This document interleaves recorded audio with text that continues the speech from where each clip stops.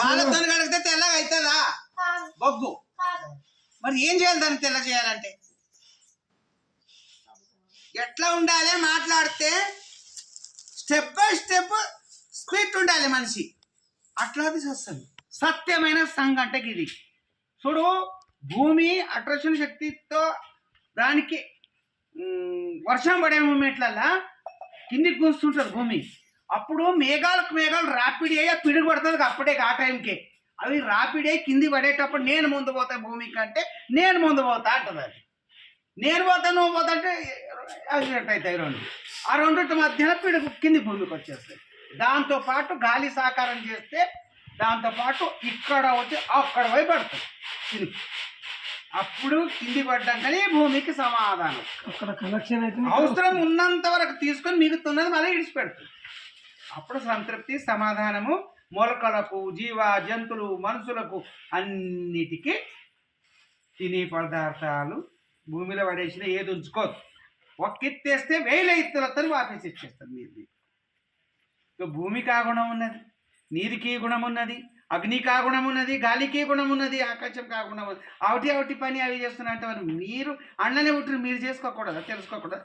తెలుసుకున్నాలే అంటే అది ఎవరి ద్వారా అంటే దేవుని ద్వారా తెలుసుకోరు, గురువు ద్వారానే తెలుసుకుంటారు. తీర్థక్షేత్ర యాత్రలన్నీ తిరగాలి. ఎందుకు తిరగాలంటే ప్రదేశాలు చూసిరానే తిరగాలి, కానీ దేవుడు ఉండాలా. మాసుంటోడు తపస్సు చేసి జ్ఞానం చెప్పిన జాగాలు మేము చేసినాయి అవన్నీ కూడా. ఆడ ఏమీ లేదు. అది మీకు గుర్తు ఎందుకు ఉంచినవన్నీ అంటే మర్చిపోతారు ఈ కొడుకోలని గుర్తుంచింది ఉన్నది అంతే. ఇవన్నీ మేము చేసినాయి, మేము కూర్చున్నాయి, మేము చెప్పినాయి. అది ఒక గుర్తు ఎందుకు ఉంచినాం? దేవుని సమస్య తెలియని వాళ్ళకేమో గుడి అంతే, గుండం గుండం. ఇక జ్ఞాని తెలుసుకునడానికి రాసి పెట్టిన బుక్కులు తృప్తి చెందుతారు అనమాట. అంతే అంతే అంతే. జ్ఞాని తెలుసుకోవడానికి సాధన పూర్వకంగా ఒక విషయం చెప్తున్నా, మనం ఎక్కడ ఆల్రౌండ్ తిరిగిరా. నువ్వు మనిషి జన్మంలో వచ్చినప్పుడే తిరిగిరా. తర్వాత ఏం స్వతంత్రుడు అయితే కావు. ఈ జన్మంలో స్వతంత్రుడు ఉన్నావు, తిరిగిరా. ఆల్రౌండ్ దేశం నువ్వు ఏమేం చేయాలనుకున్నా చేయగలుగుతావు ఈ జన్మంలో. ఈ జన్మము అయినాక దీనికి పని చేయలేని మూమెంట్ వచ్చినప్పుడు ఏం చేయలేదు. ఎప్పుడు చేయాలనో అప్పుడే తిరుగు, అప్పుడే చూడు, అప్పుడే కనుక్కో, అప్పుడే సాధించు, అప్పుడే సాధన చేయి. ఇవన్నీ నీ చేతిలో ఉన్నది. అందుకు మానవ జన్మ అన్ని జన్మ కన్నా చాలా పెద్దది. అందుకు అన్ని తిరిగి చూసి రావాలి. చూడాలంటే ఎక్కడ చూసినా నాకు తెలిసిన అనుభవం, నీళ్ళు రాళ్ళు చూసి ఇల్లు ఆడున్నదో ఇంటికి రా. దీనికోసమే చూడని పోరాదు. ఖాళీ ఇదే చూసి వచ్చిన నేను అనేది చూసి రావద్దు. అక్కడ కూడా సాధకులు శోధకులు ఉంటారు. దాని గురించి అట్లా గుర్తుంచుకొని అక్కడ విత్తనాలు ఉంటాయి. అక్కడక్కడ గది అటాచ్ ఉన్నదానికి అది లెంకుకొని చూసుకొని దొరుకుతుంది. నేను బాజార్ ముంగట పడేసి ఉంటాయి అవి. మసిబట్ట ఆడుంటుంది, మసిబట్ట మాణిక్యం ఆడుంటుంది, మసిబట్టలో ఉంటుంది. ఆ మసిబట్ట చూస్తే ఆ మాణిక్యం చూడబుద్ధి కాదా? ఎందుకు? మనం వాడకం చేస్తాం కదా. బట్ట వంట చేసి దానికి ముట్టుకుడు తీసుకుడు దించుడు చేస్తాడు, దానికి అంటుకుంటుంది బట్ట. వజ్రం ఆడుంది దయమనం అంటే ఆ మసి బట్టలో లోపట్టు ఉన్నది. పైనదే చూడబడుతుంది, దాని లోపల చూడకపోతుంది. దాని విలువ లేదా? ఇప్పుడు జమానంలో మనసులతో తాటిపూటి బట్టలు బరి చూస్తేనే మంచి ఓవరేవా అనుకుంటారు లోపడిది.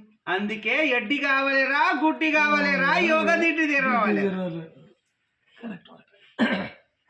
ఎట్లుండాలి అంటే ఆ మనిషి బట్టలకే మనిషి బట్టల మాణిక్యం ఉంటుందో. ఎడ్డి గుడ్డి ఉన్నారు నిజమైన వాళ్ళు మహాత్ములు. అసలు ఎట్లున్నారు యోగి అంటే మహాత్ములు. బొగ్గు ఏమైనా అవి మరి మిమ్మల్ని అడిగితే మీరు ఏం చెప్తానేరు కదా. బొగ్గు పాలతో కడిగితే తెల్లగా అవుతుందా అన్న. అందుకు మీరు ఏమంటలేరు, అది మీకే అడుగుతున్న ప్రశ్న. పాలేమయ్యి బొగ్గేమది తాత్కాలిక మాట అంటున్నా. అదే మన తాత్కాలికం అంటున్నా, దాని తర్వాత చెప్తా. తాత్కాలికంగా అంటున్నావు అంటే మీకు ఒక ఎగ్జాంపుల్ మాట. ఈ కనిపించే బొగ్గు, కనిపించే పాలు. బొగ్గు ఉంటది నల్లగా, పాలు ఉంటాయి తెల్లగా ఉంటాయి. అయితే అది నల్లగా ఉన్నది బొగ్గుకు దాని మీద పాలు అభిషేకం చేసి కడిగేస్తే అది తెల్లగా అవుతుందా బొగ్గు? అజ్ఞాన అంధకారం అవుతుందా అని అడుగుతున్నా. కాదు కాదు కాదు కదా కాదు కాదు కదా కాదు అదే అడుగు ఎడికెళ్ళి అవుతుంది కాదు. మరి దాన్ని తెల్ల చేయాలంటే ఏం చేయాలి?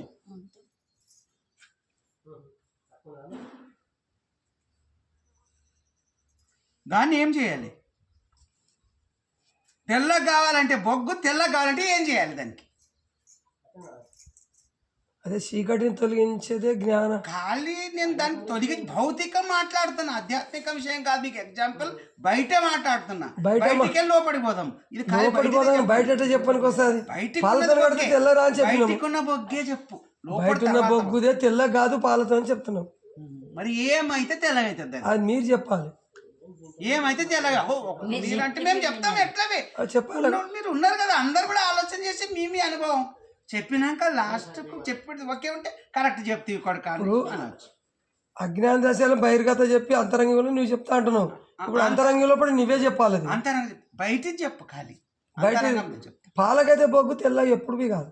పాలది కాకపోతే నా మనసుగా తెలిసింది కదా. ఇంకే దాంతో నేను తెల్లగా చెయ్యొచ్చు, పాలతో ఒక్కతను చెయ్యక వదిలిపెట్టి ఏమన్నా సున్నం గిన్నె మీద బహిర్గత అంటే అట్లనే దాని అంశం మొత్తంలో నల్లగా మారిపోయి తెల్లగా కావాలి. అది ఏమిటితో చేస్తావో చెయ్యి. తెల్ల సున్నం రుత్తే తెల్లగా అవుతుంది మీద కాదు, అది మళ్ళీ పలగొడితే మళ్ళీ నల్లగా ఉంటుంది. మరి నల్లగా ఉండకూడదు, నల్లగా ఉండకూడదు, మొత్తంగానే అది తెల్ల కావాలి. ఏం పెడతావు? మంటలు కావాలి, మంటలు కావాలి, ఏ విధంగా చేసేసేయి. మరి ఎర్రగానికి ఇంగ్లం కావాలి. ఏం చేయాలి? అంతే. ఏం చేయాలి? మంట పెట్టాలి. మంట పెట్టినాక ఎర్రగా ఏమైతుంది? చల్లారుతుంది. దానికి టైం కావాలి కదా, టైం కావాలి. మళ్ళీ చల్లారాలి కదా, చల్లారని లాస్ట్ కి ఏమైతుంది? బూడిదైతుంది. మళ్ళీ బొగ్గు చేయడానికి బొగ్గు పలిపోయినకుండా మట్టి అవుతుందా? వారికి బోకేనే మట్టి మట్టి అట్లా నిప్పు పెట్టేసి దానికి కాలుస్తావో అప్పుడు బూడిది అయి తెల్లగా అవుతుంది. నల్లగా చేస్తావా?